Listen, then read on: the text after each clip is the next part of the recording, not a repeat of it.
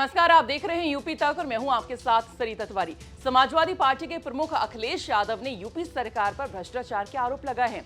अखिलेश यादव ने कहा कि यूपी में सभी बड़े मंदिरों में भ्रष्टाचार किया जा रहा है, जो भाजपा और उनके संगी साथी ही कर रहे हैं। साथ ही उन्होंने कहा कि जब से भाजपा आई है, एक के बाद एक मंदिरों पर प्रशासनिक कब्जा होता जा रहा है। अखिलेश यादव को मंदिरों में भ्रष्टाचार की बात अब क्यों याद आ रही है, ये आपको हम बताएंगे, लेकिन उससे पहले आपको हम बताते हैं कि अखिलेश यादव ने अपनी एक एक्स पर जो लंबी चौड़ी पोस्ट की है, उसमें क्या कुछ लिखा है। तो अखिलेश यादव ने लिखा है कि मंदिरों को सरकारी प्रशासन के भ्रष्टाचार से बचाया जाए। सभी बड़े मंदिरों पर सरकार के प्रबंधन के बहाने भाजपा और उनके संगी साथी अप्रत्यक्ष रूप से अपना कब्जा करते जा रहे हैं, जो परंपरागत रूप से सैकड़ों सालों से इन मंदिरों के प्रबंधन संचालन में आस्था से अपने कर्तव्य निभाते आ रहे हैं, उनसे उनके सेवा भाव के अधिकार छीने जा रहे हैं।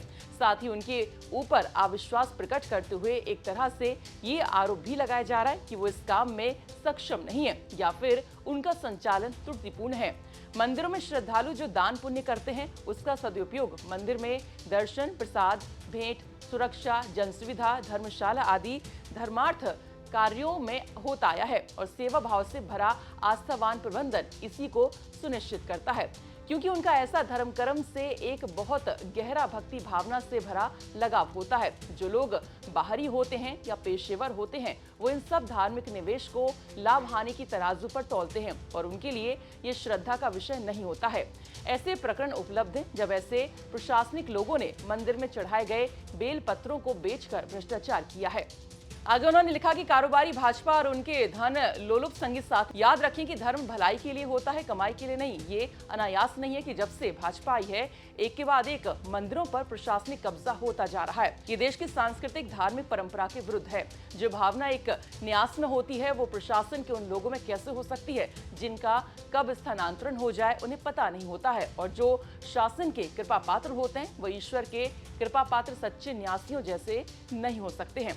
आखिर में अखिलेश लिखते हैं कि आस्थावान कहे आज का नहीं चाहिए भाजपा। तो अखिलेश यादव का कहना है कि जब से भाजपा आई है, एक के बाद एक मंदिरों पर प्रशासनिक कब्जे होते जा रहे हैं। अब आपको हम बताते हैं कि अब अखिलेश यादव मंदिरों पर कब्जे और भ्रष्टाचार की बात आखिरकार क्यों कर रहे हैं। अखिलेश यादव ने एक्स पर जो पोस्ट की है, उसमें उन्हें बांकी बिहारी मंदिर की वीडियो भी उन्होंने पोस्ट की है। दरअसल बांकी बिहारी मंदिर कॉरिडोर को लेकर मामला गरमाया हुआ है, जिसे लेकर अखिलेश यादव ने एक पोस्ट की और साथ ही बांकी बिहारी मंदिर कंट्रोवर्सी पर भी बात करनी यहाँ पर जरूरी है, क्योंकि उन्होंने अपनी पोस्ट के साथ वो मंदिर की जो पोस्ट है अटैच की है।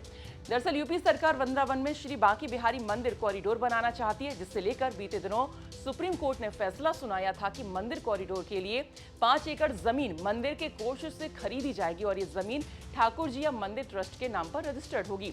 साथ ही कोर्ट ने इलाहाबाद हाईकोर्ट को उस आदेश को पलट दिया था, जिसमें मंदिर के आसपास की जमीन की खरीद पर मंदिर के धन का उपयोग करने पर रोक लगा दी गई थी, जिसके बाद सुप्रीम कोर्ट में आदेश पर पुनर्विचार याचिका दी गई। सुप्रीम कोर्ट में अध्यादेश को चुनौती देने वाली याचिका में मंदिर के निजी संपत्ति होने की दलील दी गई। इस पूरे कॉरिडोर के मसले में मंदिर के सेवायतों या प्रबंधन समिति का पक्ष कभी सुना नहीं गया, क्योंकि इस मुकदमे में हाईकोर्ट में इनको पक्षकार नहीं बनाया गया था।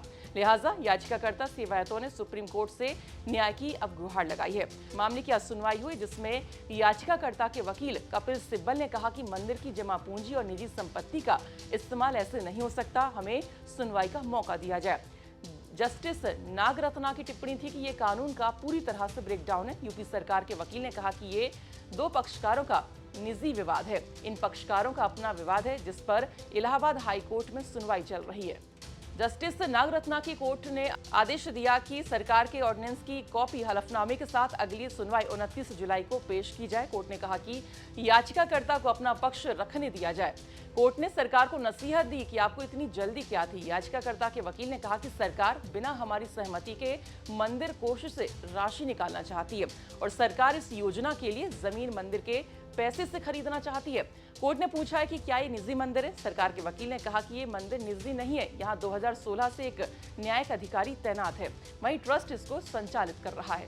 आपको बता दें कि 500 करोड़ रुपए की विकास योजना से श्री बांकी बिहारी मंदिर कॉरिडोर बनना है।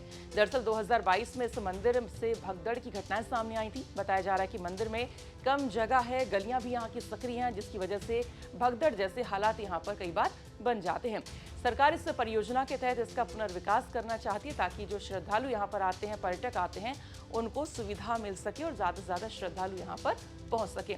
बहरहाल इस पर आपका क्या कुछ कहना है कमेंट बॉक्स में ज़रूर बताएं। ये जानकारी भेजी थी दिल्ली से हमारे वरिष्ठ सहयोगी संजय शर्मा ने। बाकी खबरों के लिए आप देखते रहिए यूपी तक। नमस्कार।